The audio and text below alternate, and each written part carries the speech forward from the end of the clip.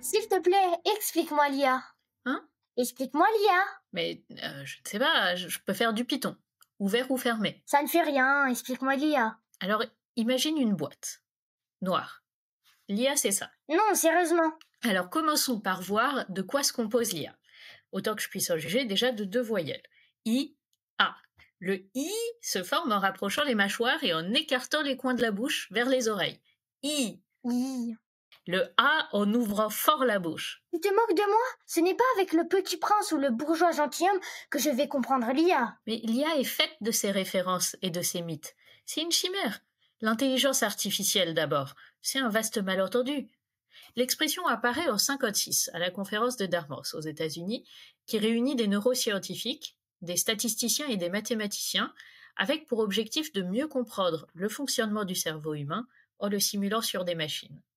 Les machines, en 1956, c'est une salle entière pour la capacité de stockage qu'on a aujourd'hui dans une clé USB. Comme Enigma, des salles avec des diodes et des fils partout. Voilà.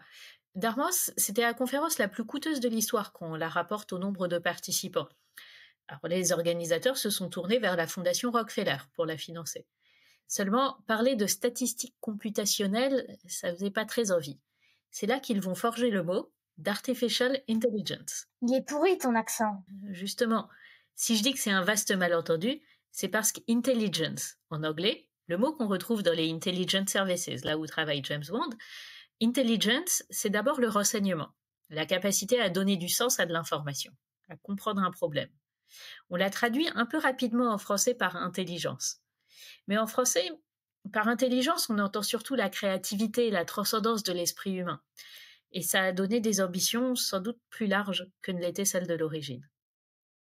Donc ce champ de recherche, l'IA, a vite trouvé des applications technologiques qui, grâce à l'explosion des capacités de production et de stockage de la donnée, d'une part, et de la puissance de calcul d'autre part, permettent aujourd'hui de faire de la génération de textes, de sons, d'images, de vidéos, un peu de ce qu'on veut. Et comme les usages se sont démocratisés, cela a tendance à masquer toutes les IA analytiques qui continuent de collecter et d'analyser les données. Les IA analytiques? Oui, celles qui ne génèrent pas, mais qui trient, qui associent, qui recommandent. Celles-là, on les utilise au quotidien, sans même s'en rendre compte la plupart du temps. Ce sont celles qui vont sécuriser notre compte bancaire, nous éviter d'être noyés sous les spams, optimiser les recherches sur Internet, recommander de la musique ou des films, et qui rendent ma grand-mère complotiste. Mais donc, c'est quoi l'IA? C'est beaucoup de choses. Si on considère avec l'Académie française que c'est le champ interdisciplinaire, théorique et pratique qui a pour objet la compréhension de mécanismes de la cognition et de la réflexion et leur imitation par un dispositif matériel et logiciel à des fins d'assistance ou de substitution à des activités humaines, alors la chose existait bien avant le mot, on en reviendra à la naissance des algorithmes. Si on pense plus sobrement que c'est une approche statistique de la donnée, alors on fera ensemble, et avec Audrey Mauroy, un petit exercice de rétrofuturisme, le futur tel qu'on l'imaginait au siècle dernier. Si on y voit une manière de perdre le contrôle et le goût de la création, je te partagerai l'histoire du Léviathan, de Joseph Roth. Si on croit que c'est une bulle spéculative, beaucoup de bruit pour rien, tu ne pourras pas échapper à l'histoire du Turc mécanique et de Mechanical Turk.